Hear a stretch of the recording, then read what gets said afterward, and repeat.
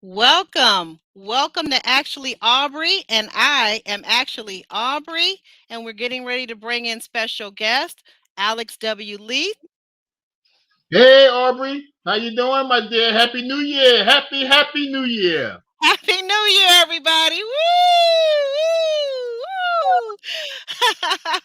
All right. I hope everybody entered this new year feeling blessed and feeling excited about the future, right? I'm excited about it. Absolutely, I'm looking forward to it. 2021 was a pretty good year, despite some setbacks. I mean, we all had them, but overall, pretty good. And I'm looking Right. forward to 2022 being great. Awesome. Well, okay. So, what we're here about today is Ready to Love, the Ready to Love chat. So, Alex, what stood out to you about last night's episode for a season, a reason, or for a lifetime? What stood out to you about Ready to Love DC?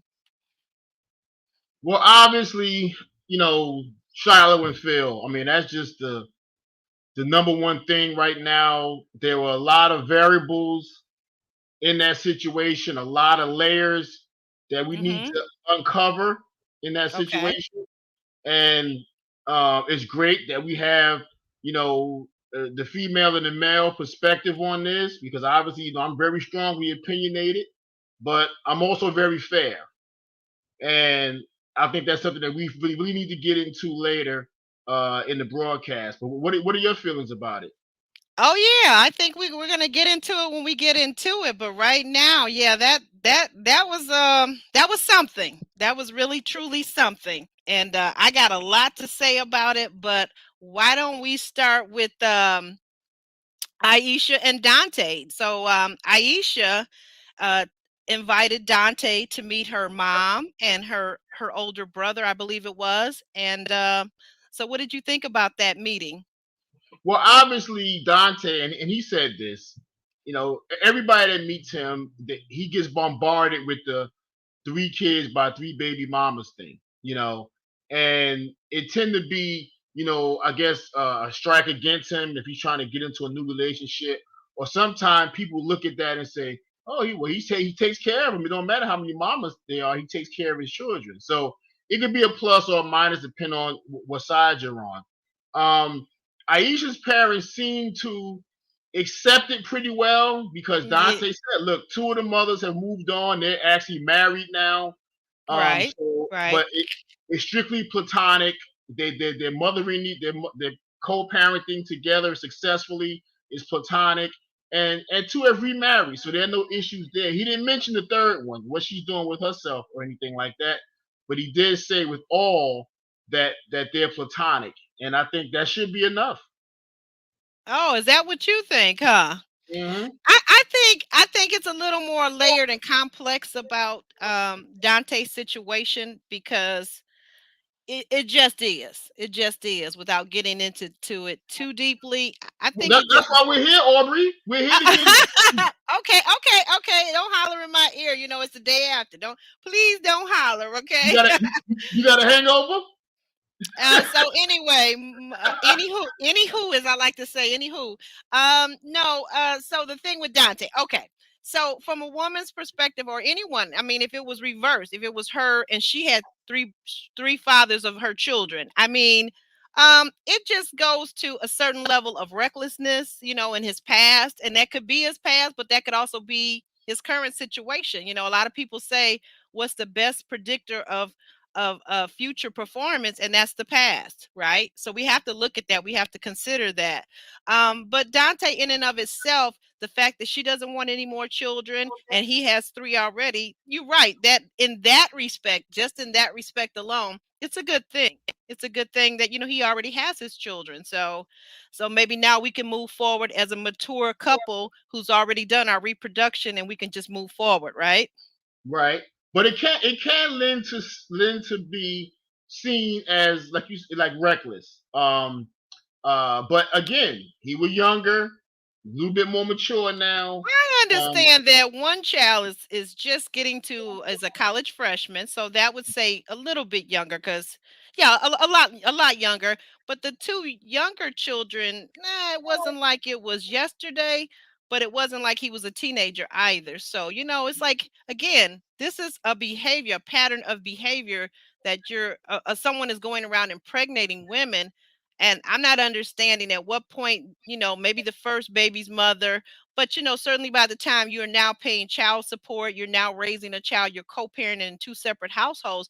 At what point do you as a man or a woman decide that I think it's a better deal for my children if both parents are in the same household? And so therefore I'll either protect myself from pregnancy, or either I will protect myself from pregnancy, or but why will I keep doing the same thing over and over again? And none of these women, see, it wouldn't be if he had been married to one, if he had been married to one or two women, it's two separate marriages, but he's never even been married.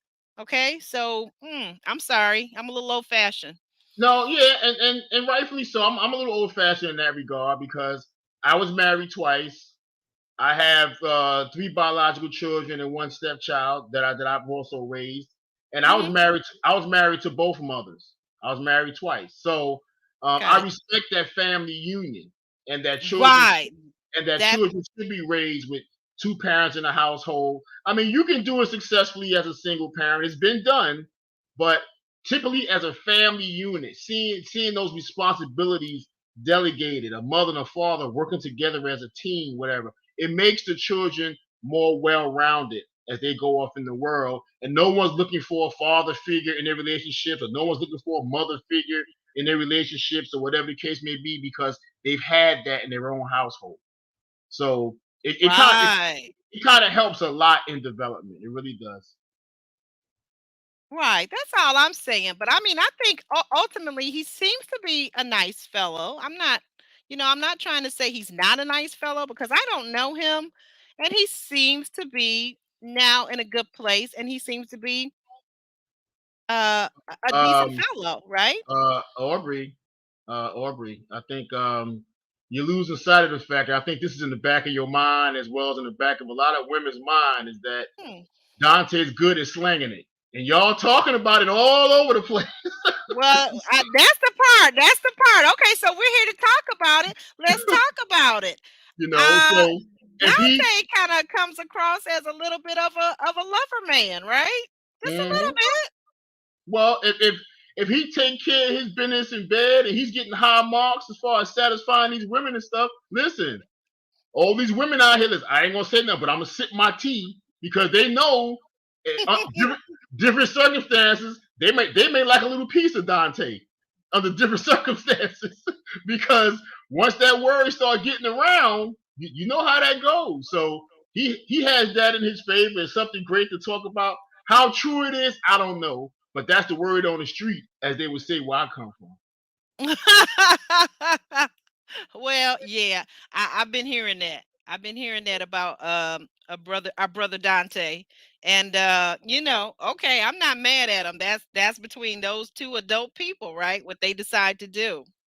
Um, so should we check in about Phil and Sidney? So Sidney invites Phil to her place, which looks like a very luxurious high-rise condominium, and where he gets to meet her lovely mother, who she looks a lot like her father, and the mother's pet dog. Okay, which Right, I guess apparently she introduced as a sibling. So right. She but did. She did. she introduced, right. But to get down to it, I like Sydney's mother a lot. So the first thing she wanted to know was, do you have a savings account, Phil? Phil, do you have a savings account? Are you fiscally responsible, Phil? That's what I Mhm. got out of that. She was saying that, hey, are you fiscally responsible? Yeah. And you know what that reminds me of? Our last podcast we did, I think of the top 10 things, I think it was. No, the one before the last one. But the one we did with the top 10 things, I outlined ain't nothing going on but there. Okay? If Right. if see, parents want to know, specifically mothers, and potential wives want to know, how stable is our financial security?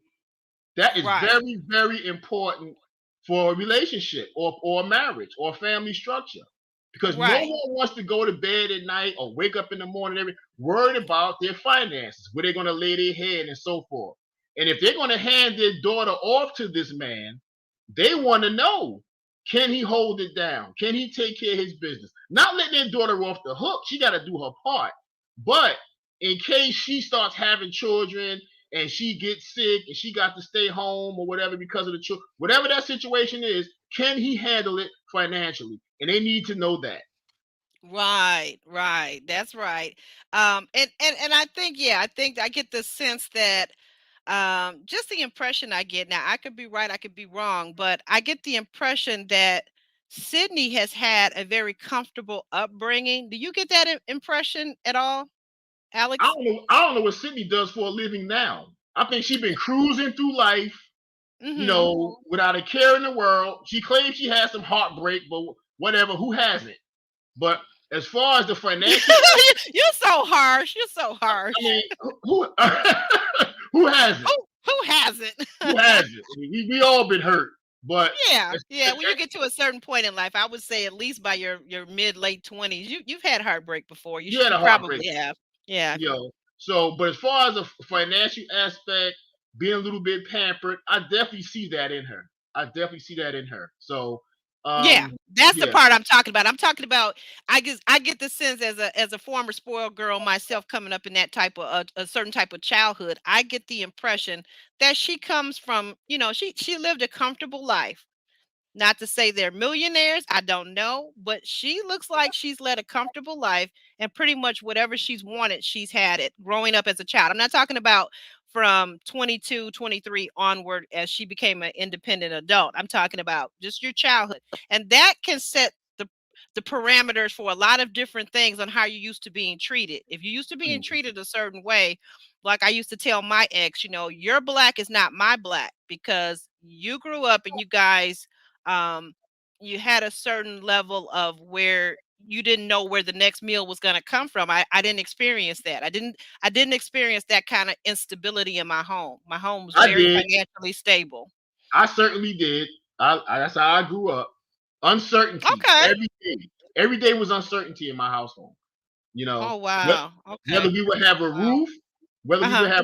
whether we would have a meal, whether we had clean clothes, it was just every day was uncertainty. So, Uh-huh. so I come from that side of it. I grew into, more middle Mhm. class or upper middle class and expecting more out of life. But Sure. I made the decision to go that route because a lot of us get stuck in that hood or quote unquote ghetto environment, and it becomes part of our mentality. It becomes part of our psyche, and we get stuck there. You have to make a Okay. decision. You have to make a decision that you want different, Of despite your environment. course. Absolutely. Of course, of course. And so as I'm looking again, I'm just thinking about Sydney and her parents and this opulent condominium.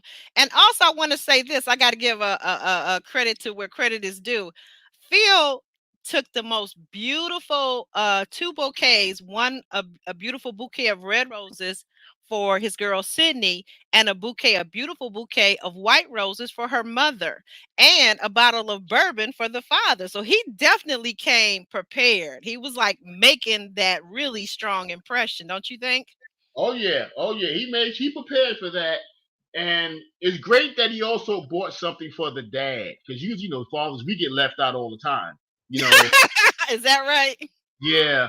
As Chris Rock says, all we get is a big piece of chicken. That's that's all we get. We gonna say that big piece of fried chicken for you guys at the dinner table, no doubt, no doubt. Yeah, so yeah. I feel like a true man. I got the big piece of chicken. I got the breastimus, or whatever the case is. Hopefully it's not too dry. Hopefully it's still juicy. Right, right. So and I'm gonna lead this out there to the audience. Anybody that can spell breastimus, please put it in the chat. Spell breastimus. But I'm Oh, glad okay. All right. but, but I'm glad he bought something for the dad that was very classy. Usually we worry about having flowers or candy for the women. and the fact that he bought something for the three of them, I think was a wonderful gesture. Look, Phil's a gentleman. He's a nice guy. He don't like to make waves. He's not very confrontational. He don't like confrontation. So he's a kind of very even keeled, kind of even personality type of person, which can be an issue when it comes to solid communication. And we'll get into that later too. Right, right. I think that sometimes you guys do not like to deal with conflict in a situation with us women romantically, but that, however, can also really backfire. Right. But I think Sydney's parents really enjoy Phil. I think they really like Phil. I'm still uncertain about where they're headed, but I do know this. I think that once Sidney came into play, it took his attention off of Shiloh because I think that he was really into Shiloh, and even he liked Aisha a little bit at one point. Even at the retreat, he liked Aisha a little bit. But I think once Sidney really became a little bit assertive, it kind of took his attention off of Shiloh a little bit and gave him something more to think about. Because the fact of the matter, these are all beautiful women, but Sidney is just a Absolutely. gorgeous, gorgeous girl, a woman, and you can't look past that. You just really can't look Yeah. past She is. She's got a very unique look to her. MJ is saying that Phil likes Sydney. I agree. I agree with MJ. I agree with MJ. And thanks for saying that, MJ. What do you think? Do you Well, think, Alex, do that's you think that fair. Phil really likes Sydney? I think she surprised him by inviting him on a date in the previous episode. He wasn't expecting that, and Mm-hmm. I think it was a real boost for his ego to say a woman this beautiful Mm-hmm. wants me. That's a real boost for a man's ego because I told you before. I think in one of the other podcasts. We get tired of chasing. The men get tired of the chasing, getting rejected. You guys telling us no. It takes its toll after a while. So when a woman is assertive enough to come get us, that is a Right. high. That is a high that no drug can match. Okay. Okay. Yeah, and she did. I think I had to tip my hat to Sydney in this case because she did. She was very intentional about inviting Phil out for a date, and then she made sure that date at the gym, she was stretching and touching her toes and wiggling her arse, if you will. Pastor, I hope you're not listening. Uh, she was wiggling and twiggling, and she made sure to let Phil know that she was really feeling him. Right, right, and it made things more intense between him and Shiloh because when Shiloh made her decision at the retreat to say, "Listen, you're my guy," and he was like, "Okay, I'll give you a hug, I'll give you a peck on the cheek. I think that's cute." He didn't make Yeah, any definitive he decision. kissed her. He pecked her on her lips. He pecked her on That's her what I lips. said. But oh I yeah, said he you said kissed on her her. cheek. You said on her Oh, cheek. Her cheek is the side of her face. I know where the cheek is, man. I don't know. Guys, you might have been thinking I was talking about. I don't know. I don't know what you were talking about. He kissed Oh, her. see, He pecked her on her lips, there you and go. she. I feel like this. I'm gonna say this. We're gonna just this little part before we get to them. We get to Shiloh and Phil. When he pecked her on her lips, I feel like Shiloh was not in the moment because had she been in the moment, she would have observed two things. A, he never answered her question about where they stood, and B, the fact that he only gave her a peck and there was nobody else in the room, so he could have got a little deeper than that. It kind of tipped me off to that maybe his feelings for her weren't as intense as her feelings for him. And so to that point, I'm going to read. MJ says Shiloh was too intense for Phil, and I think that she was in her feelings and embellished the entire incident. MJ, I don't know about the entire incident because he seems to agree with certain parts to it. MJ continues on to say she was feeling rejected, and that's what really happened with Shiloh. Yeah, we're going to get into that in a minute. We're going to get into that, and I agree. I think she was definitely in her feelings, and to be an intimacy coach, we're going to get into that in a minute. Okay, so stick around, MJ. Stick around. I like where you're going with this. Hmm. But at the end of the day, as far as Sydney her parents, and Phil. I think it went really, really well. I think it made Sidney care even more for Phil in that regard because he handled himself so well. He was such a gentleman. He He was so did. caring in that regard. So it gave her a lot to think about because, as you know, she's also looking at Frank, and Mhm. we're gonna get into the African connection. With Moomin's parents and Frank with that great Mhm. African connection. But as far as Sidney and her parents and Phil, I Mhm. think overall it went well. It went well, and I love what her mother said that Phil had a warm face and a warm smile. And that's something that I picked up about Phil from the very beginning when people were saying, well, why Phil? He's, whatever, whatever. But like you and I talked about this on an earlier podcast. You guys can go back and listen, watch that podcast. And that's that sometimes these women are all mature that's on this season right here on season 5. They're all mature women. So they should know by now in their 30s and in their 40s that a good guy is way better than a bad boy any day of the week. If you're getting ready to settle down, you want a good man. You don't want no bad boy. No, you don't. I'm hoping that they really outgrown this bad boy stage at this point in their life. I'm really hoping that. But on the flip side of that, yeah, they may have Hmm. outgrown the bad boy stage, but a few of them being bad girls, including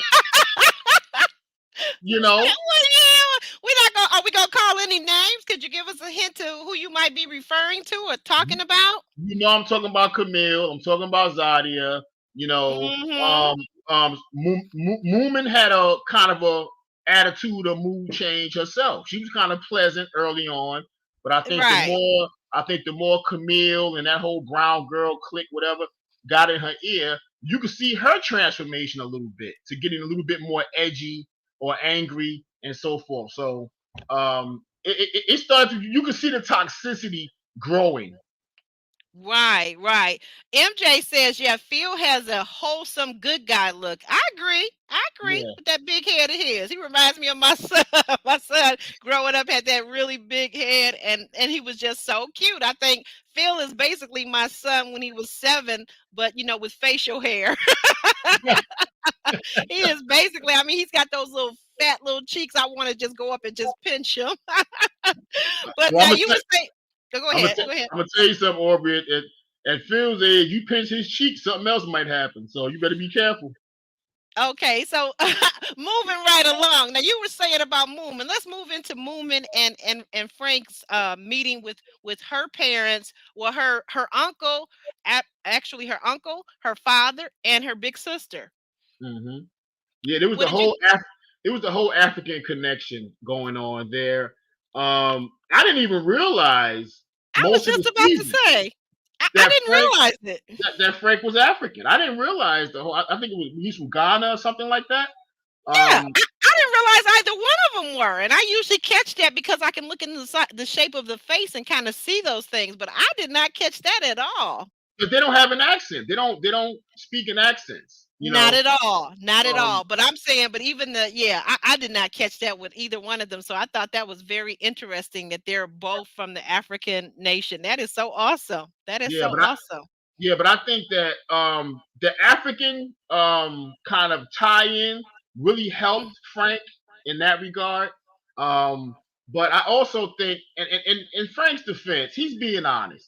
Okay, they're asking him, is Moomin the one? Is my daughter the one? And so forth. And he's saying, I have a very strong connection with her, but this is a process. So there is one other person that I'm looking at. Now they may not have wanted to hear that, but then again, do you want the man to lie? Because No. if he lies, then that's a strike against him. But he tells the Right. truth. He tells the truth. Should that be a strike against him for being honest? You're right. You're right. I mean, I think what we're dealing with here in this situation with Moomin and Frank and her parent, her father and her uncle, I think what we're dealing with is the difference in generations, right? So the father who is from an older, more traditional generation, he's looking at it like maybe he himself might not have said that if he were on a date meeting someone's parents, but you're right. I think it was far more important to be honest and have your integrity intact, especially on a national, international TV show. I think that's very important. I think that a person's reputation is very important, and that's something that'll come into play later on when we talk about Phil and Shiloh, But you right? got, but you got to remember, absolutely. But you got to remember too, Moomin's thing for Frank was an afterthought, and only came after she felt rejected by Walter. She wasn't thinking about Frank, okay? But when she felt rejected by Walter, and Walter never rejected her, Mm-hmm. Walter was just also interested in her and Sabrina. She wanted Oh, she okay. wanted she wanted Walter's full attention, especially after they wrote a song together and looked in each other's eyes at the retreat and all that kind of stuff. And she felt betrayed because then he turned around and sit at the piano with Sabrina. So it's like, is he singing her our song? Whatever. So she felt If kind of betrayed in that regard. And her I don't know if reaction, you I don't know if you recall though that at the piano scene while Walter was with Sabrina, you know who was actually also there at the piano? That was Camille. This was before she got eliminated, or she eliminated herself. Camille was standing there and she was kind of, I could see her, she was kind of egging on Moomin, right? And so that's where a lot of this negative energy comes from. You got this brown girl squad, which is basically the mean girls in brown, okay? And they were just being, they were just a negative, very negative influence on one another, right? And Camille was right there. I don't know if you remember that scene, but Camille was right there and she was pushing Moomin to say something. And then Moomin then went and put her hand and rubbed the back of his head, which to me was inappropriate because this is a dating show. He's there with another woman. Give them their space, right? What's the point of you rubbing the back of his head? What are you trying to prove? she's marking her territory. That's what she was doing. Yeah, but no, that's very immature in my opinion. That was very immature of And, her, and and it was unnecessary. and she's again being influenced by toxic Camille, very much Mhm. so. A lot of toxicity. So her attitude and this little edge she got started to change when she became part of this brown girl thing, which I think also too, because Frank alluded to this in the men's meeting with Tommy. That nobody actually told them that this Mhm. brown girl group was a thing, but it was kind of told subliminally. It was talked about and around. So he said it was Right. he said it was creating a lot of toxicity, and a lot of women were being influenced by that. So it's really Okay. affected their dating and their choices, the choices they were making. Absolutely. Right, right. And so, but how do you think Frank did ultimately? How do you think Frank did in the meeting with Moomin's family members? I think he did well. I think that Moomin may hope he did a little better. I think deep down she was probably hoping that he didn't mention interest in someone else.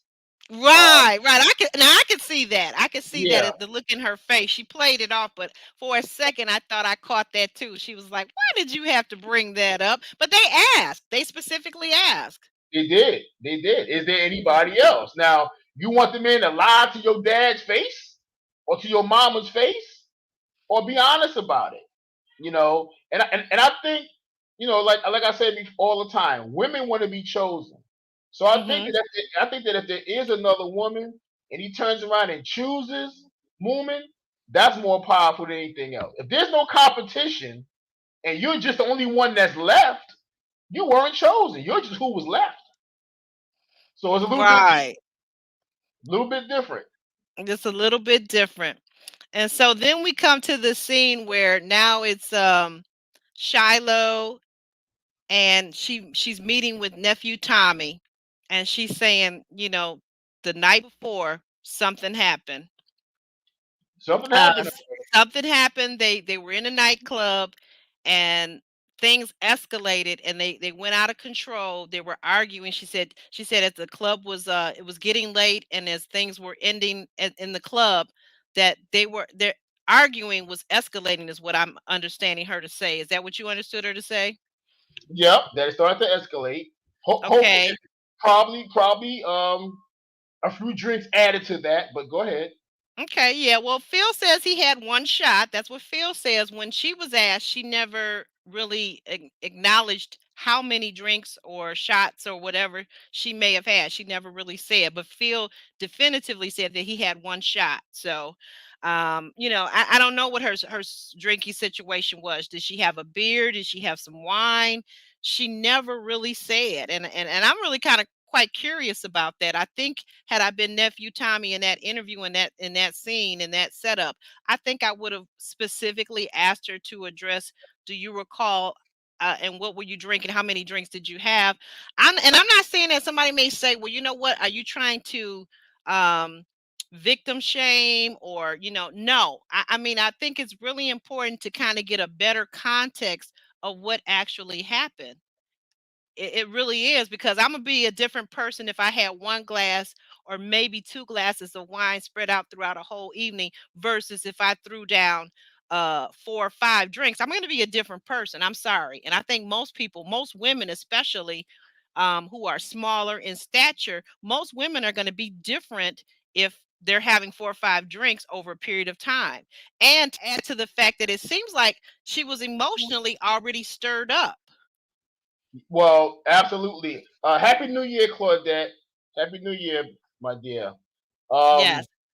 Um, Please, I please think get those likes up. If you're in the audience, please just hit that like button. Thank you. Thank you so much. since the retreat, okay, when she Mhm. said she wanted Phil, he hugged her, he pecked her on the lips or whatever, and his attitude was like, "Hey, that's cute." And at the retreat, she accepted that to her own, at her own admission. Once she left, they left the retreat, and she was driving home. Her mind started to get the best of her. Like, wait a minute, he never said he choosing me. He just hugged me and kissed me and said, "Oh, that's cool," or whatever the case was. That's how she took it. So ever since then, she was starting to brew. The pot, Yes. the pot was on the stove. The water may not have been boiling yet, but the fire was on. The fire was Okay. on and it was starting up. And this is a common thing what I'm seeing with this Brown Girl crew and the associates of, because we know that Shiloh never said that she was part of initially the Brown Girl crew or Brown Girl squad or whatever Camille started out, with this whole thing. But we've seen her do IG lives with Camille and along with Zadia, and this seems to be like a point that these women get upset and they let things brew. We saw it with Zadia when she returned to the restaurant after waiting at the elevator. Now she's in her thoughts and her feelings. She makes a phone call, which when I watched that several times, I don't believe there was anybody on the phone. I think she literally called out to somebody or put the phone up to just kind of save face. And then she turned around and looked back. And I think she was just literally sitting there stewing in her own crap. And she had to bring her toxic self back to Dante to start that whole scene again. Okay. So we see that again. I feel like we see that again here with Shiloh. Shiloh, who is a so-called intimacy guru on her IG page. I'm trying to understand. So isn't guru like above even a coach, right? That's like an extra step up, Yeah. a higher level. I mean, guru. You're talking about people like Deepak Chopra and these people, the Dalai Lama, and Okay, but but what I'm saying, we're just talking about just in terms of a mastery. We're talking about someone who has really truly mastered that's what I'm whatever they're talking putting. about. Right, yeah, right. So, but You're not. I'm not understanding how Shiloh is an intimacy guru when she doesn't even have the emotional IQ to accept that when someone tells you they're not ready, they haven't made their decision, then you allow them the space. But isn't this what she did when it was reversed, when it was Tyrone at the beginning of the show this season? I think you better call Tyrone. She better call Tyrone back. She wants somebody because Phil is not interested. Listen, I think that the reason why I brought up Deepak Chopra and Dalai Lama and people like that is these Yes, guys I'm are sorry. considered gurus, for good reason. She's not nowhere near in that category because clearly she has not mastered her emotions. Her own Okay, emotions. right. Exactly. So here's the thing. She sat up there and said, "Oh, when Phil did this, that, or the third." I got triggered from things that happened in my past or previous relationships, whatever. So I got triggered. If you're that easily triggered and you're supposed to be an intimacy coach or guru or whatever, you're not totally healed from your past. So how can you coach anybody else about healing from their past and you're not? Even when she cried while dismissing Tyrone, she was crying. So why are Right. you barely know this man and you're crying? So Right. I didn't to get that me, either. she's not healed from her own trauma. And that's fine, but acknowledge what it is. And stop trying to put that on other people. It's your trauma, it's your responsibility. Take accountability for your own actions and stop looking to blame people for your BS. Right, right. Because I'm not really understanding this. So as we go along, so she's explaining that, okay, so we move on. So they're at the club, things are escalating. Now they get outside, right? And I guess she's either supposed to get in her car, but instead of getting in her car at 4 towards 5 o'clock a.m. in a big city, right? She decides to divert herself from going to her car and starts walking down an alley. Okay, at which point, Phil, if my understanding of what they said, they both agreed upon, was that he picked her up and carried her back to her car. Now, she says she's upset. She's traumatized. She's so traumatized by all of this because, and she says this is something that happened in her teen years that she was dealing with some type of abuse, verbal abuse, and whatnot, okay, in a relationship. My thing is, are you not 33 years old? You calling yourself an intimacy guru, not a coach, but a guru, which is a master. So now where is your healing, lady? Where's your healing? Where is your own personal healing that you came on a internationally televised dating show where you've had 4 seasons to see how this thing moves, how people move in this show, and that people are dating multiple women, and you're going to be sitting right next to that very woman that he's dating, i.e., Sidney, or i.e., Aisha, or i.e., to see or whomever, and you're going to have to deal with that. You're going to have to be a strong enough woman, a strong enough person to sit in your own confidence and say, I'm still going to move forward. And the only thing that I'm going to focus on is my connection with this man and this man's connection with me. I'm not going to worry about it because at the end of the day, I have enough faith in my own healing that should he not select me and I want him, I'm still going to be okay. And Aubrey, I'm gonna try to maintain my calm here because this is the part that pisses me off. Because yeah, there's, a, this is the there's part a that pisses whole me lot off. pissing me off about it too, brother. So go ahead. So women have to understand something that men, we're born and bred, it's in us already from the creator to be protectors of women, to be providers to women, to go Yes. out and get the bread or get the hunt, get the food, come bring it back. Or that's in us. Now, not all of us do that, or all of us do that well, or whatever. But I'm talking about how we were created to be. Okay, so in that regard, Phil, his masculinity kicked in, his inner sense kicked in as a protector to go and get her.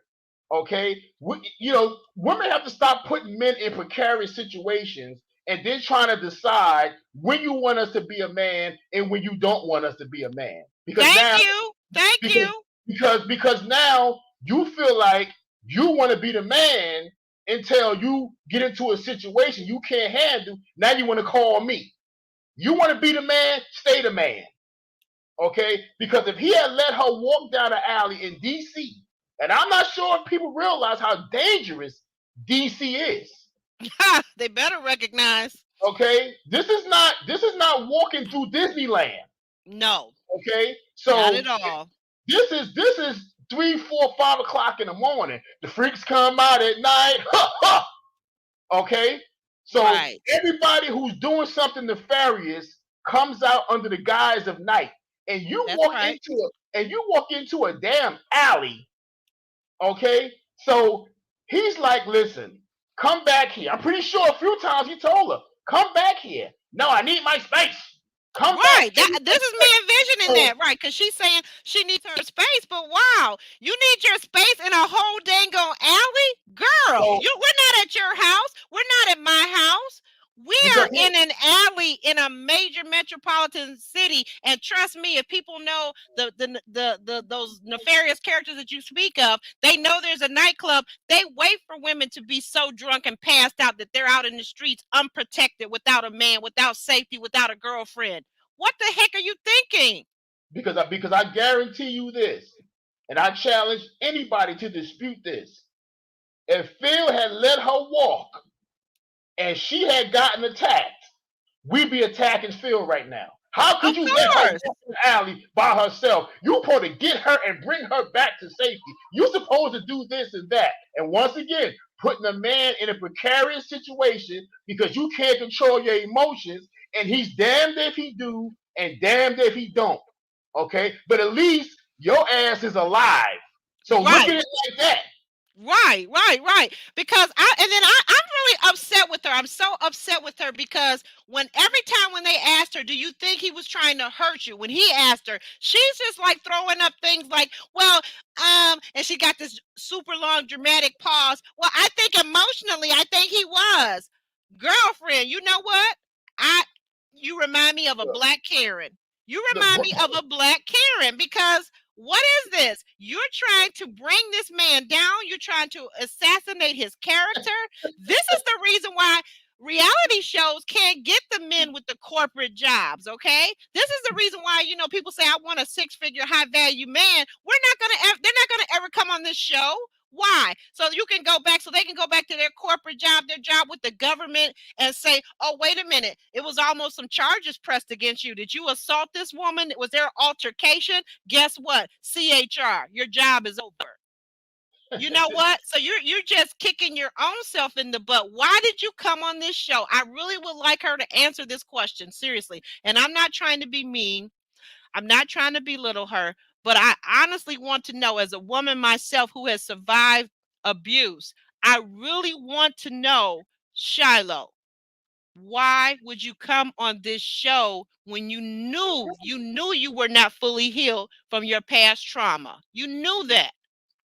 And I believe that's the reason why she was crying when Tyrone had to be eliminated and sent home. That's the reason why she probably connected with Tyrone on a deeper level than any of us realize, because he's struggling and dealing with PTSD, right? Yep, sure She's is. also in her own way, as a victim of trauma and abuse, she's also dealing with PTSD, and she is not healed. She is not fully healed. No, she's not. And did you call her a black Karen? Is that what you said? Well, if the shoe fits, if the shoe fits. Oh my goodness gracious! But it's funny, but it's about accurate. You know, because I'm gonna give a little story here, and this is just to give a little context. Okay, when my first wife was pregnant with our daughter, I lived in Brooklyn. Okay, she All was right. pregnant. She was pregnant, and we were riding the train one night, and we got off at the Wilson Avenue train station in Bushwick Avenue, Brooklyn. Now, anybody that know that area know that that's a dangerous area. That Okay. particular train station is a dead end. You come out of that train station, it's a Uh-huh. dead end street. Oh, Okay, wow. so I'm wearing a long. It's winter. It's the winter months. I got a long leather trench coat on because back then that was the style. I was pimping. I remember those leather trench coats. Okay. Right. Okay. So yeah, I was pimping. You know what I mean? Big So pimping. Not oh, just pimping, big pimping. big pimping. So we're coming out the train station, and gunfire starts to erupt. Okay, I took her and threw her to the ground and What? covered her like Batman. Like my, Right. my, my whole jacket, coat was over her. I covered her completely, and Uh-huh. I'm expecting to get lit up in my back. But Oh, wow. I was preserving her life and our unborn child's life because Right. in that moment, and she'll tell you this story today if you ever talk to her. Okay, In that moment, I didn't have time to think about nothing. My protective instincts kicked in, and I didn't consider my own life. I said, this woman and this child has to live, and I got to take the loss. Now, Right. you can sit around on Monday morning and Monday morning quarterback and go, well, he didn't have to throw her down. He could have picked her up and he could have did this. He could have did that. In that moment, I'm protecting her at all costs. That's all I'm thinking about. Okay, so my method, my mode of execution, whatever, you got to excuse me on that. Okay, Hmm. This is what Phil was thinking. Because what if there were guys in the alley lurking, or at the end of the alley lurking, or whatever the case may be, and she's I, walking into the situation? Because I'm gonna tell you, yes. the least she was very tipsy.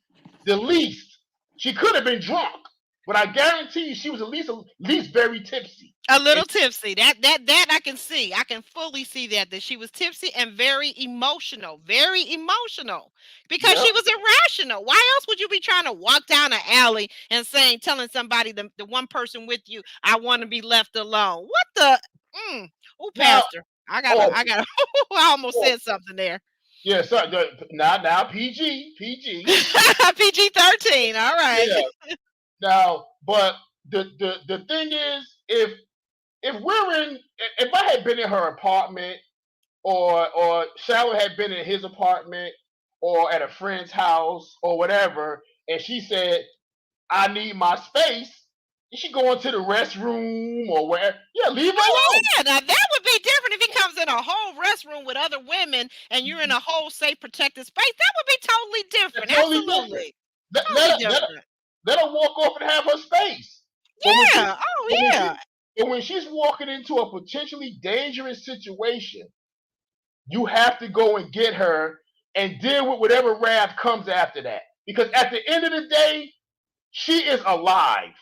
And we don't know, has she gone down that alley and ran into something, has she been alive or raped or anything else?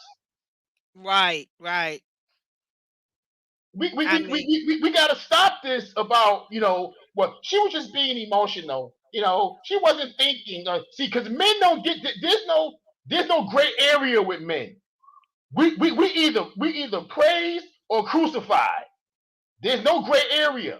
You know, that's something to think about. That there, yeah, yeah, because women, I feel like there are a lot of people that want to come for him. There are going to be some people that are going to come for her, but I'm not coming for her. But I do want to understand, why is it if she's not healed, why is she on a whole show? It's like somebody playing video games when they should be at work. Do the necessary stuff and then come back for the luxurious leisurely stuff, because dating is a whole leisurely situation. You don't need to date. You may want to date, but you don't need to date. Heal yourself, guru. Heal yourself. and Aubrey, because I want to be very clear. I'm not beating up on her. I don't think we're beating up on her collectively. I'm No, not beating up on her because no. I love her. That is a black woman. Just like I Yes. love Phil as a black man. Okay? But Hmm. I want us to look at her.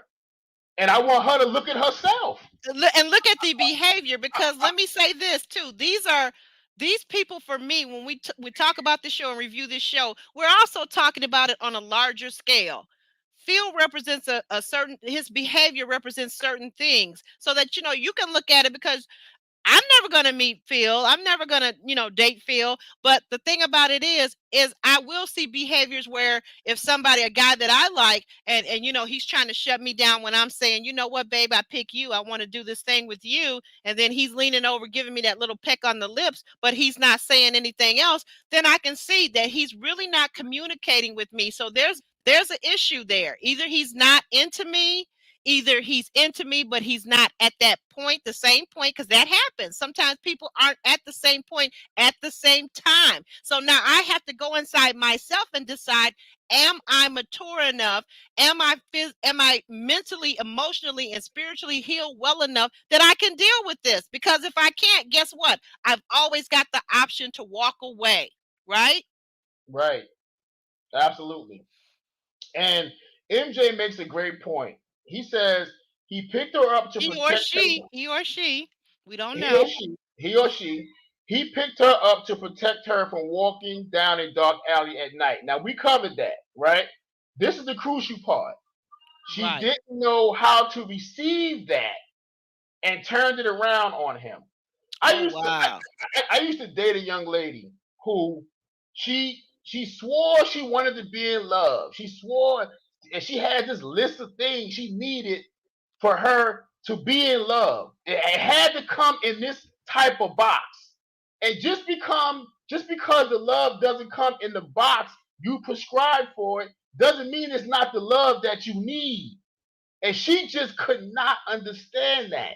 It had to be in the box that she thought it should come in. And Bots, this, what do you mean? I'm not following. What do you mean? Can you she had explain a that, list. Alex? She had a list of things that you had to be or had to have. And if you had 8 out of 10 or 9 out of 10, then it wasn't the love that she needed, that she thought she needed.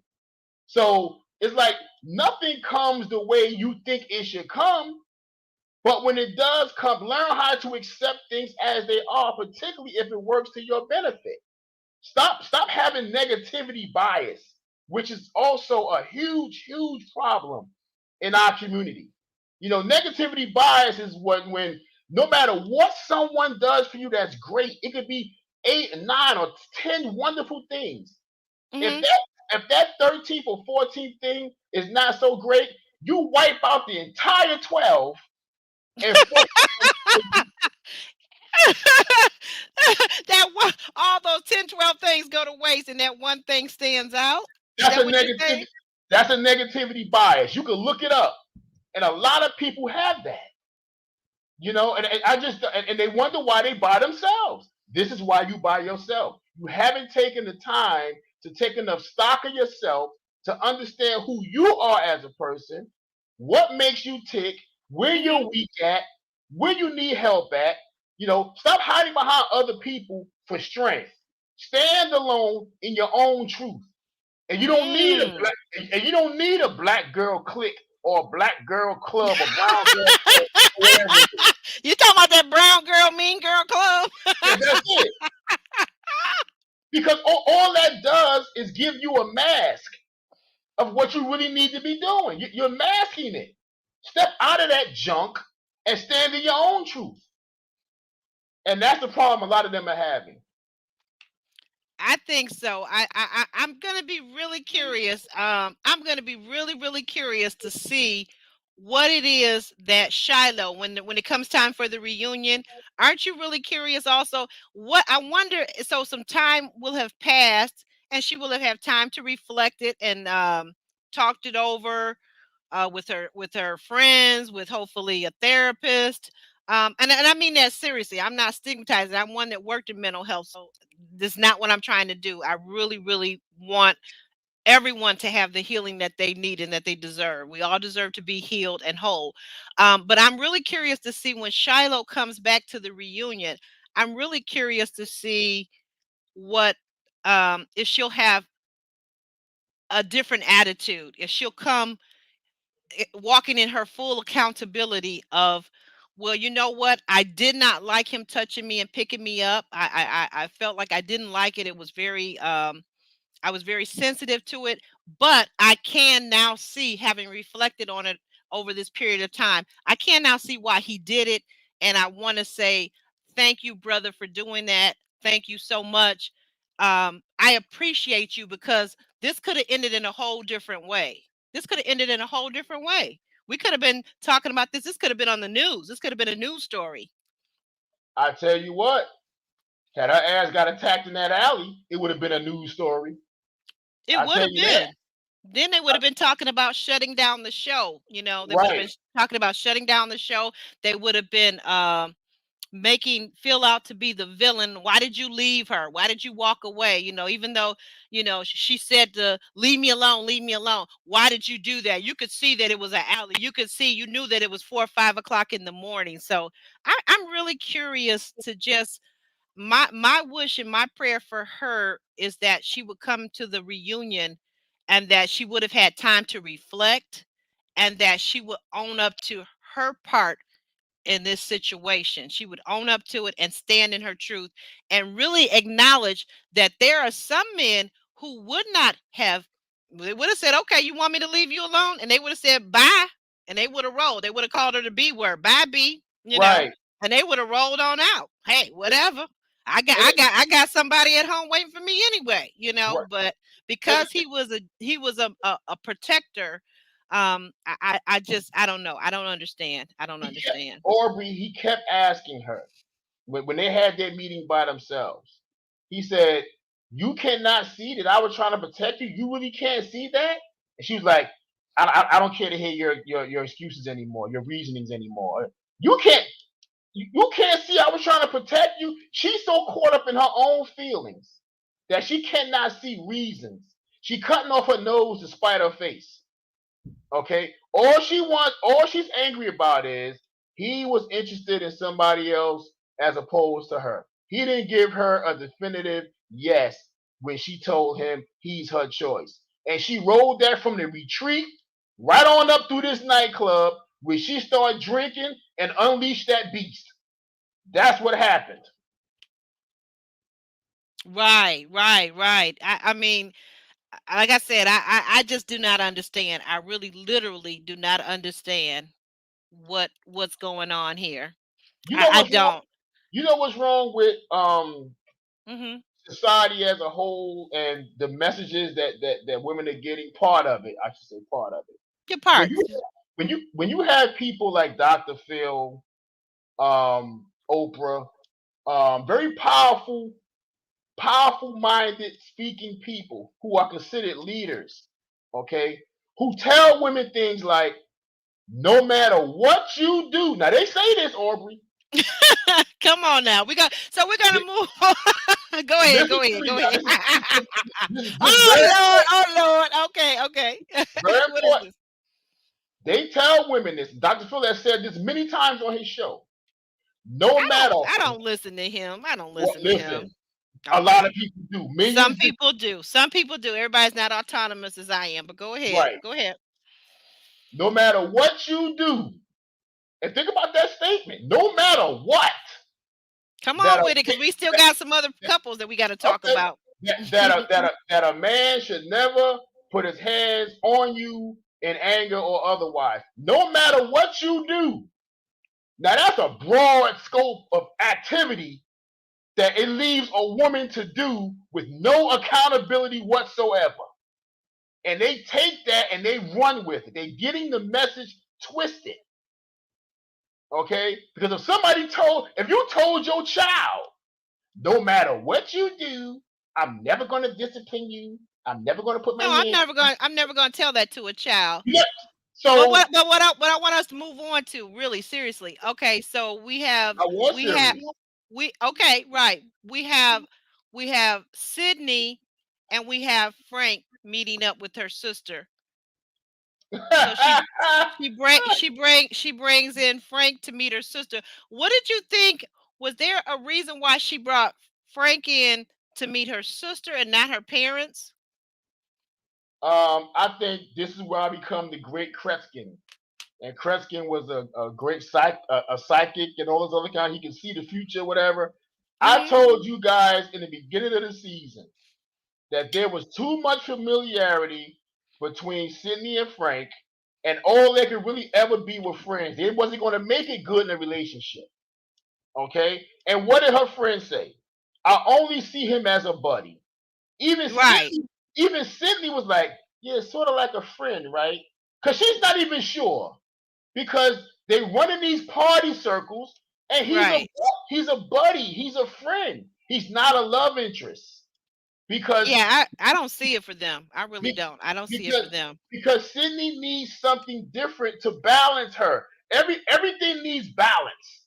If you got two people getting together and they both party animals, there's no balance. Who's going to build the home? Who's going to structure the household? Who's going to do the? Where's the balance? Both of y'all party and go to clubs and shake it, but don't break it, and all kind of stuff.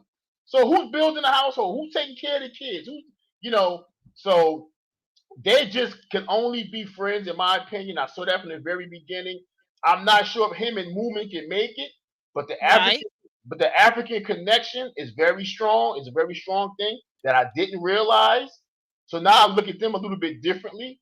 But I know Sidney and Frank, they're just not meant for each other in that way. Right, right, right. I don't quite see it for them because and a lot of times I wonder they seem to have circled around each other in the club life. So if they were circling around each other, my question is why didn't they get together earlier? Right? That's a great. Everybody's asking that question, and the answer is because we're friends. That's the answer. So when people always say, you know what, marry your best friend, be with your best friend, whatever. But if somebody if a woman friend zones a guy, Right. he really don't stand a chance. He been friend zoned. I know in my dating history, a guy for me, I pretty much assess it very quickly when I meet a guy. If he was available and single, I would assess it. And if he's friend zone, he usually stays that way, you know. Right. But I mean, but just a couple of weeks ago now, just to say about Sidney and Frank, just a couple of weeks ago, he met her friends before and he had his hands all over her. He was touching and feeling and kissing on her. Like, I'm like, well, sir, can you just please talk to her friends and let them get to know you while you're over there doing all that PDAing? I mean, just PDAing all over the place, He's touchy forcing feely, it. hypersexual Frank. I don't know. For, I didn't appreciate that. it seemed forced to me. He's trying to It force. did. It Yeah. did. Yeah, he's trying to force the feeling. He's trying to force the emotion so he can force himself to feel something. And it doesn't come that way. It has Oh, to no, happen. no, no. Now I'm sorry. I have to jump in. I didn't feel like it was forced necessarily on his part as much as it was that maybe like what he was trying to get her. Are you saying that he didn't really feel anything for her? Because I felt like he wants to feel something for her. He wants her sexually, but I didn't feel like he was connecting with her on any other level, and I certainly didn't feel like she was connecting with him. That's, That was my thought. that's the point I'm making. Oh, He was okay. I was trying to see if you. Okay, okay. I, yeah, I yeah. misunderstood you. I'm sorry. He's trying to force the issue to try to feel something, and that has to happen organically. We're not talking about a stiff penis. That's something totally different. Right. Okay. Okay. Okay, Right. we're Right. talking about something getting into his heart, into his spirit, where he says, "Wow, I always think about this woman. I really want this woman." He's trying to force that, and you can't force that. If it doesn't happen naturally, forget it. Forget it. Leave it alone. Right. Right. Right. Right. Well, what about Sabrina? I think this is one of the most aesthetically pleasing couples out of the whole group this season. Is what about beautiful, tall, fashion model looking Sabrina and Walter? What did you think about their meetup with her friend who had to kind of be done through the Zoom? I guess she was on a monitor, right? Right? What I did you think think about it? you know. I think Walter's a genuine guy. I think at the meeting on the Zoom, um, the young lady or Sabrina's cousin asked him, "Listen, Sabrina's a lot older than a lot of women that you're accustomed to dating, because apparently Walter likes younger women, right?" Right. And Walter made the comment, "Listen, I'm a widower. Had my wife survived, she would be Sabrina's age now. So that's what I would have now anyway. So it's That fine." I thought that was an excellent point that he made. I hadn't even thought about it that way. Right. So he said, I'm fine with it. I don't have an issue with it. You know what I mean? Mhm. So I think I think as time went on with them two building their feelings for one another, spending a lot of time together, I think that's an example of maybe it happening organically. They're not forcing the issue, you Okay. know. And Okay. so I mean, them two may have a chance. Anything's possible, but Okay. them two may have a chance. They don't have a whole lot of drama. The the No, they the, don't. the drama that they did have was Moomin, and she's gone now. Right, right, right. Okay, so they're just cool, calm, and collected. That's all Walter and Sabrina are at this point. And I like that about them. I like that they're cool, calm, and collected. Like you said, they seem to get along really well.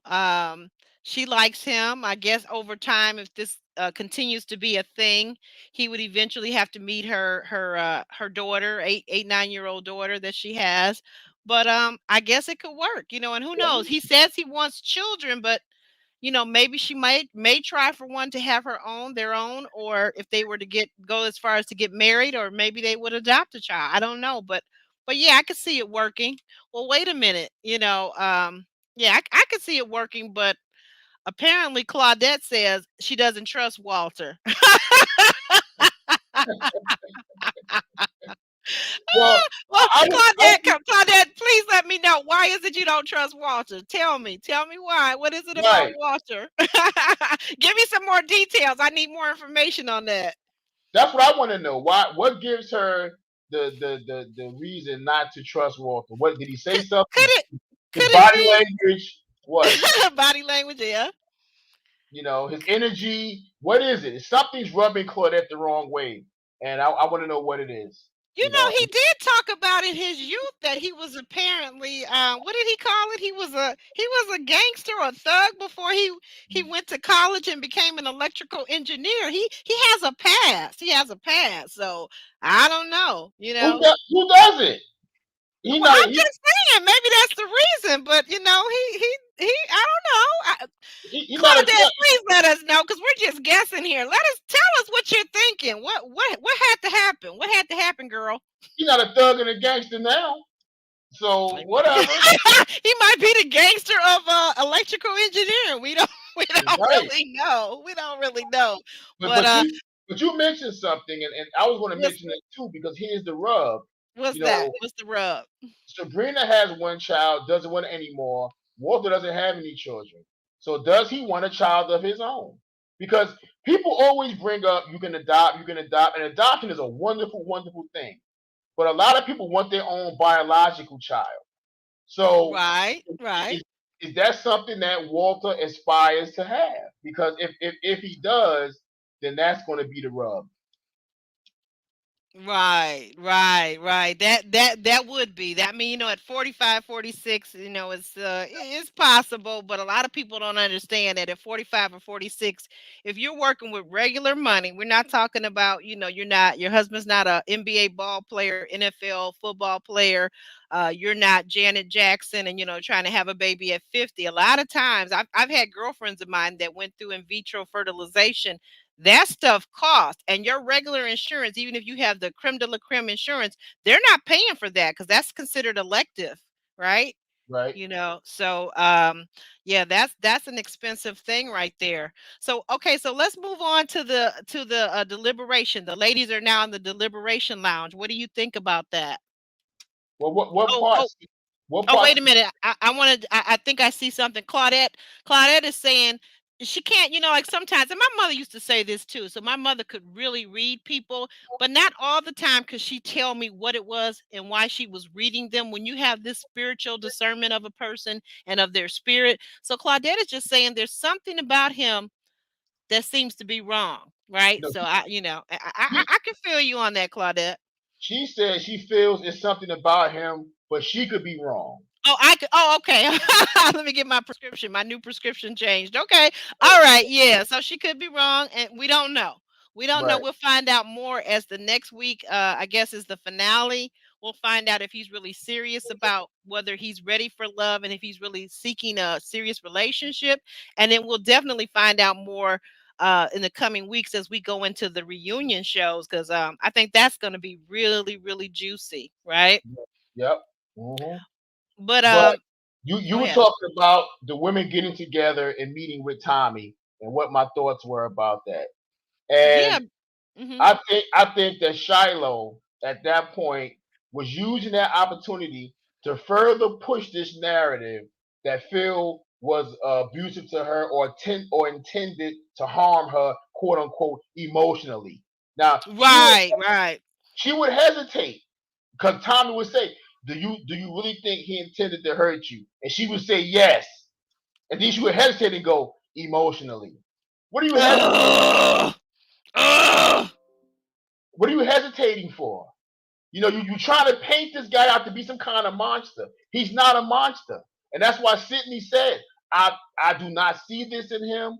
If he picked you up and touched you, and he wasn't supposed to, I'm sorry you went through that, but I don't see that in him at all. And I'm positive she did not like hearing Sidney defend Phil like that.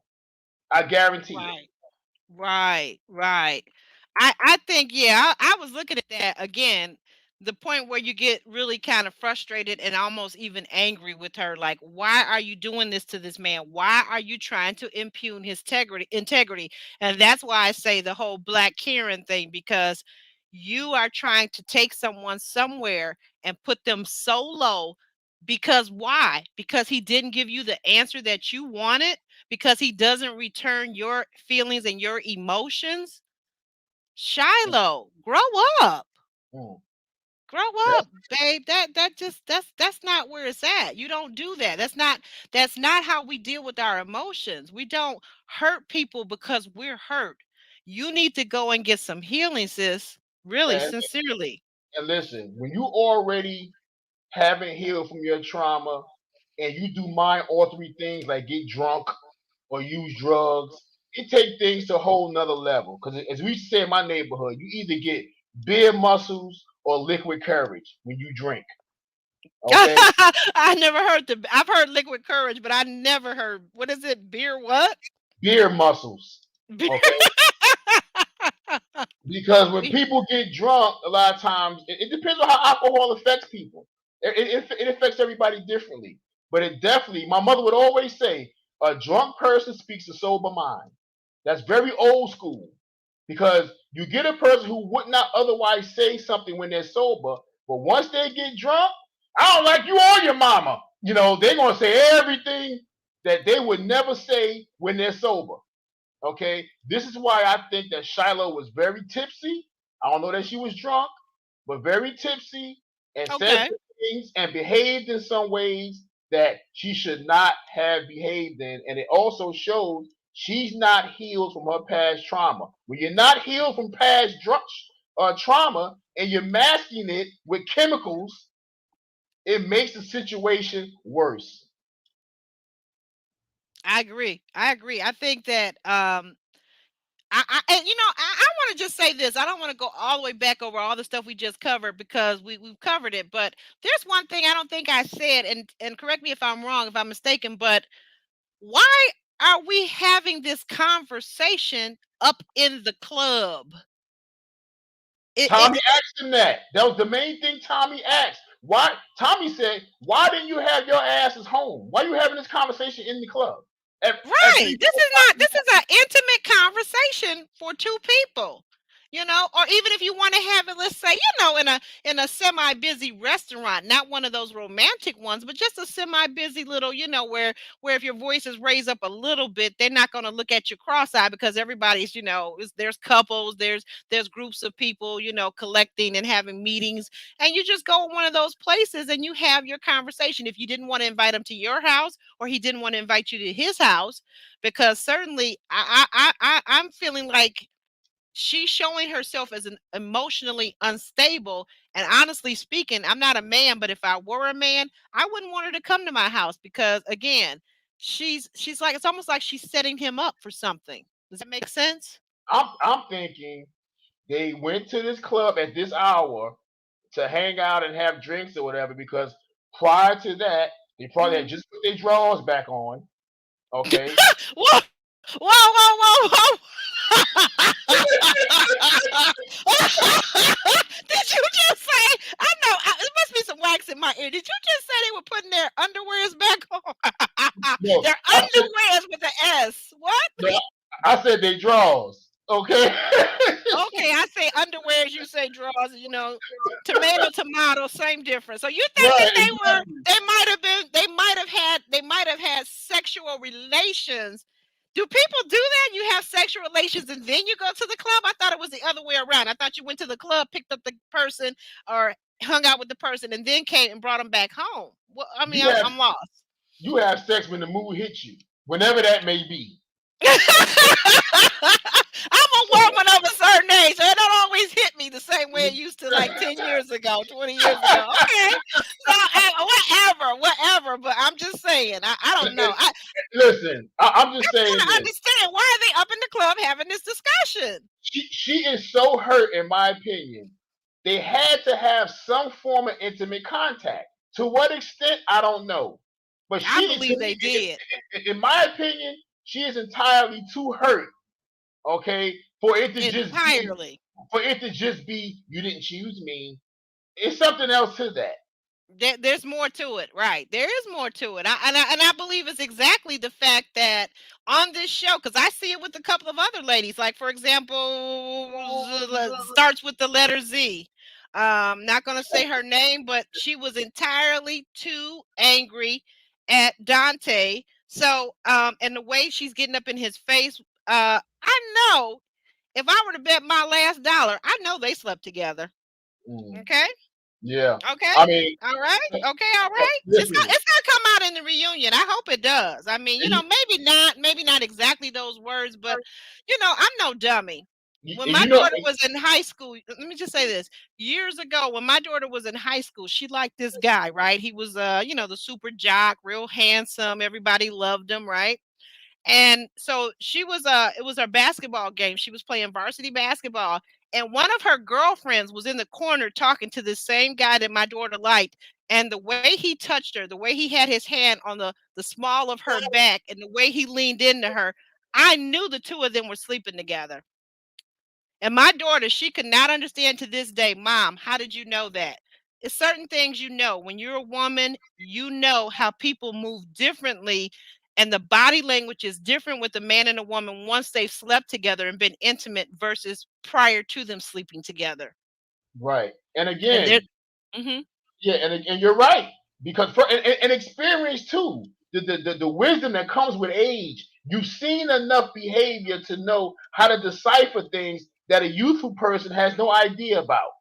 Okay, and I'm gonna say this: Zadia was too angry for it just to be, oh, you went to Aisha's defense, or I don't like Aisha, or whatever. She was angry enough to assault that man. Now, hearing this stuff now, to hear that Dante, absolutely. Mhm. Dante takes care of his business in the bed, that he's blessed in the bedroom area or whatever. They say he Now, has an immaculate peen. Okay, right. so use your So imagination for the peen so part. so now I know why she pissed off. Cause she like, you giving somebody else my thing? Cause she want ownership of that thing. And listen, Mm, from Dante's experience, 3 kids, 3 mamas, Dante's a slinger. He like to sling it. You know what I mean? So right, right. you're not owning that man's thing.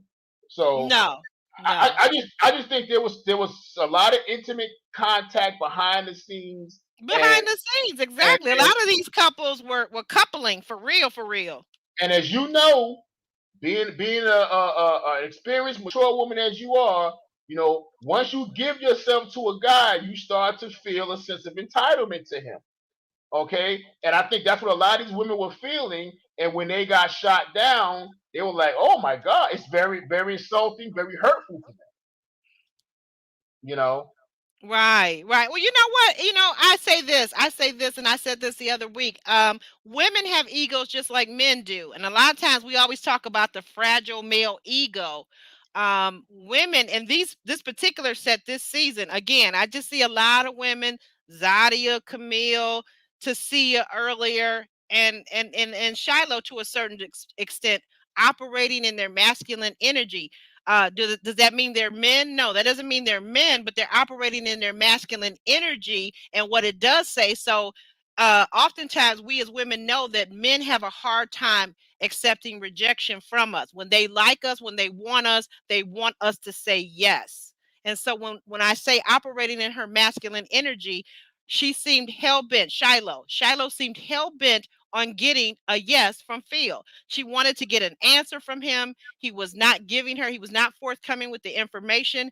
As a intimacy guru, I don't understand why she couldn't have accepted that no answer is in fact an answer, and that could be a no. So just accept it and lean back into your femininity instead of coming forward. Lean back, babe. That's what I do. And I've never had that problem. Lean back. Lean Yeah, back and to your femininity and let him come to you when he's ready. because no decision is a decision. Thank you. Hello. And that's how they have to start to look at it.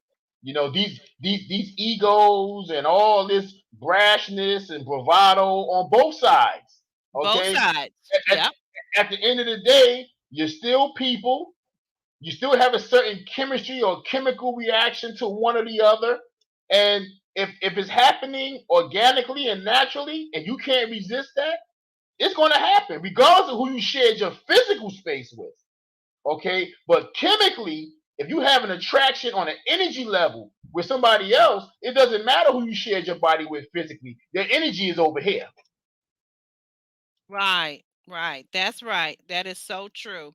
Um, right. So I agree. I agree that you have to just accept some things in life. We're not going to always get our way, and that was one of the things that stood out to me because Shiloh said something. She said that had he just given me an answer, it wouldn't have happened like this.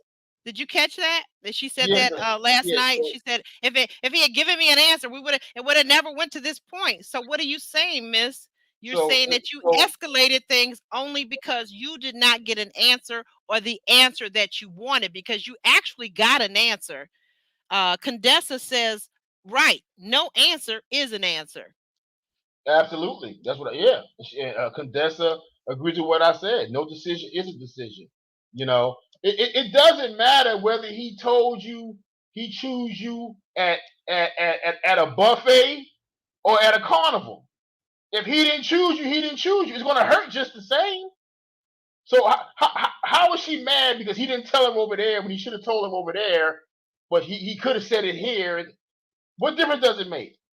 Right. If it's still the same thing, it's still the same thing. He said, "I got you," which is code word for just chill. Yeah. What is I got you? What okay, ladies, listen up. Most of you out there are probably ladies or women, okay? Please tell us, Alex, what does I got you? What does that really mean to a man?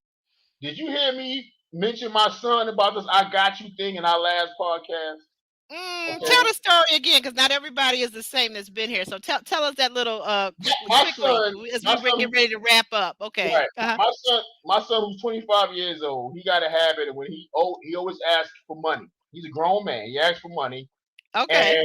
and he'll say, I said, well, how much you need? Oh, I need $100. I need $200. Don't worry, Dad. I got $1,000, $3,000, but go you. ahead. Right. So, and then he'll say, don't worry, Dad. I got you. Okay. When he He'll say says the infamous words, "I got you." Right. when, Right. when my son says to me, Dad, I got you, that means I can kiss that money goodbye. I'll never see that money. Okay. Ever again in Okay. life, that money's gone. Okay. So when a man tells a woman, I got you, that means we here right now, we chilling. I Mhm. got you right now. When you go home, I may have somebody else. I got That's kind of a catch-all, is what I'm hearing you say. That's kind of a catch-all. That's kind you of right.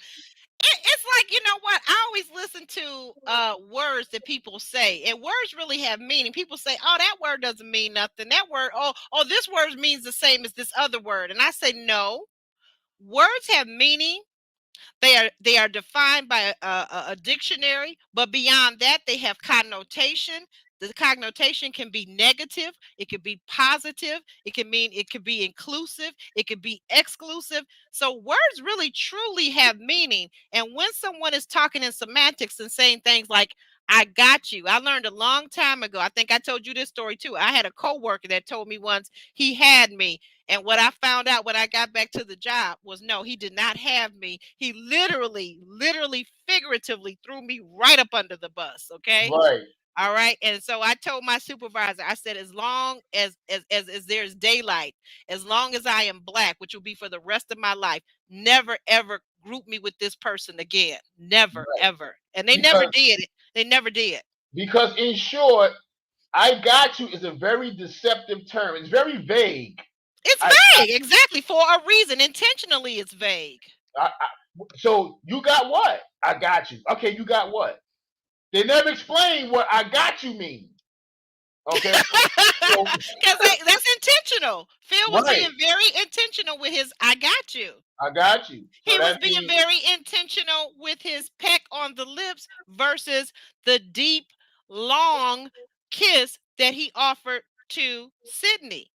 I right. mean, Phil couldn't stop kissing Sidney. He kissed her on the mouth deep and long, and then he went down her arms and kissed that lady.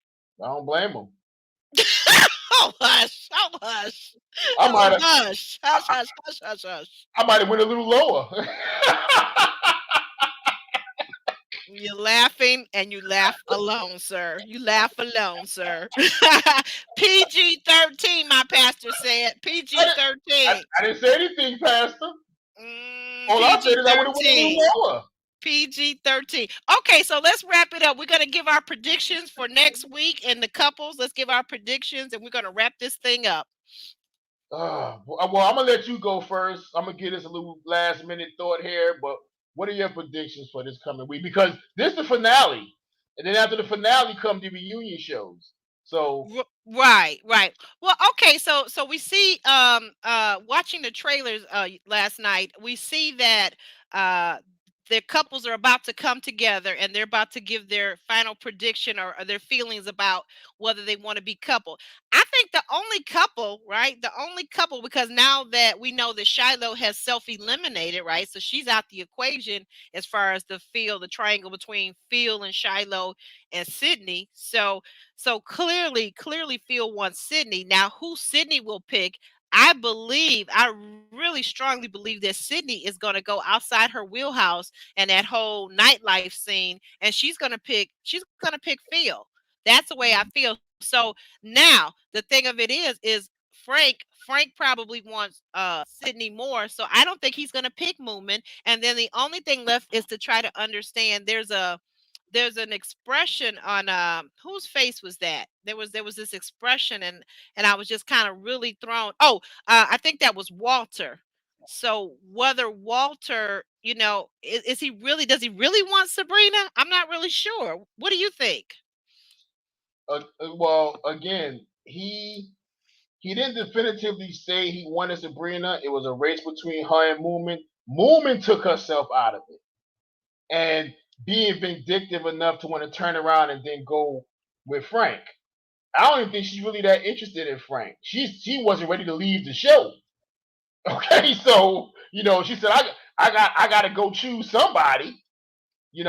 But if it wasn't for the African connection, I don't think they're a Hmm. good fit, in my opinion. I think for sure Sydney's going to choose Phil. I think they see themselves as a fun couple. If there's any chance of longevity there, I don't see the longevity, but I see them as a fun couple, and Okay.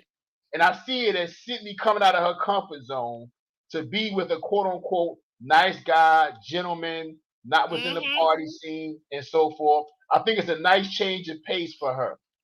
Okay. And I think that Walter and Sabrina are very even keeled. But even Sabrina said this. I don't know if you remember. She said there were some red flags. Okay, that she noticed with Walter. She didn't elaborate, but she said there were some red flags. So, but they seem to get along fine. Nothing's perfect, as you know. Okay, No, nothing's no, gonna it's be not. I mean, if you find so. somebody you like, I think someone once said that 80-20 rule, something to that effect. Yeah, absolutely. Okay. So Okay. you weigh the pros and cons, and if the pros outweigh the cons, then you can probably make the situation work. If the cons outweigh the pros, it's not going to work. It's not gonna Yeah, work. Right. So yeah, but that's what I think is going to happen. But I'm curious now. It's very much up in the air. But I know that now that Shiloh has removed herself, the only Right. one left for Phil is Sydney, and for Sydney is Phil. I don't think Frank's going to be in the equation as far as Sydney goes. Right. Right. So it's just gonna be kind of interesting to see whether he will turn down Moomin's, desire to be with him to hang on until the end, or will he leave her standing there, or will he say, because I want Shiloh? We don't know how that's gonna go, but I can almost see Moomin and Frank maybe just going home separately. You know what I'm saying? Like, Yeah, yeah, because Moomin doesn't have anybody but Frank, and I don't see Frank. I see Frank seeing her as like a alternative. You get what I'm saying? She's just kind of an alternative. right, right. So I yeah. agree with you. I agree with you there. Okay. Well, Alex, I thank you. If you want to tell everybody about where they can find you on IG, and a little bit about, tell them about your film that you have out and some of those things, go ahead. Well, I'm gonna tell you this. I saw. You guys heard me mention I have a comic book that I'm working on, and I saw the cover the other day, and it absolutely blew me away. My illustrator sent me the cover. My colorist sent me the cover. Blew me. I'm so excited about this comic book. Um, also, I got a new movie in pre-production this year. I'm not going to say the title right now, but it's definitely in pre-production with my team. The other movie that we have on Amazon is called Cycle, CYCLE. You got Prime, it's free. If you don't have Prime, it's a nominal fee, but well worth it. And you guys can feel free to follow me on Instagram, AW 67 on Instagram, and Alex W. Leath on Facebook. And I really appreciate you, Aubrey, having me. I love the audience. I love the show. And I'll be more than happy to come back anytime you need me. Well, keep talking a little bit. I want to get this up here, so keep talking a little bit about yourself, okay? Okay. Keep talking about myself, huh? Yeah. Well, who else are you going to talk about? You can't talk about me. Well, yeah, I can, but it may not be too flattering. But I'm just Yonk, kidding. yonk, yonk. But I'll also say, because since this is New Year's Day, Oh um, yeah, let's yeah, this is New Year's Day. So my resolution, because the 2021 was pretty good for me. There were some things that happened, obviously, that weren't good, but overall, it was a pretty good year. I invested money in a lot of stocks and a lot of crypto. I was looking for an investment property to buy. I just missed out on it. So my okay. goal this year is to get at least one or two investment Oh properties wow. to rent to get this film into production. I'm going to be starting an investment account for my daughter who's 11 and teaching her more about stocks and crypto and things of that nature. So I'm Now looking that forward sounds to awesome. That sounds it. awesome. If you can start her young about investments. I wish, my parents didn't have that savvy or that acumen, but I think that's a wonderful thing to get her started on that right now as a young lady. Yes, and I'm just going in strong with that. January 1st, I'm going in strong throughout the whole year with that. Just basically maintaining the same momentum and even stronger from 2021 throughout 2022. Awesome, awesome, awesome. I got your IG contact up on the screen for those that want to reach out to Mr. Leath. The movie is called Cycle. That's on Amazon Prime. I saw it myself, and I give it a 10 out of 10 rating. It's excellent. It's about abuse and uh, those situations that we've talked about that they say they don't like you to mention here on the YouTube street. So I'm going to leave that alone because I'm not trying to get no strikes on my brand new channel. By the way, if you're still on, please be sure you like and subscribe on this video. Get down there in the comment section. Let's continue to talk about this. Who's right, who's wrong? Are there areas of gray? Have you been through any of these situations and you want to talk about it? Please let me know. Let us know. Let's talk about it in the comments section. You guys have done a great job chatting it up. I want to thank each and every one of you. Those of you who are over here from Kamisha's reviews.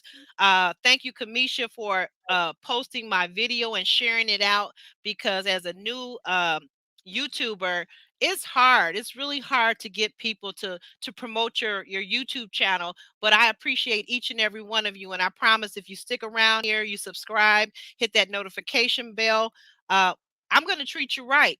I'm going to treat you right. Okay.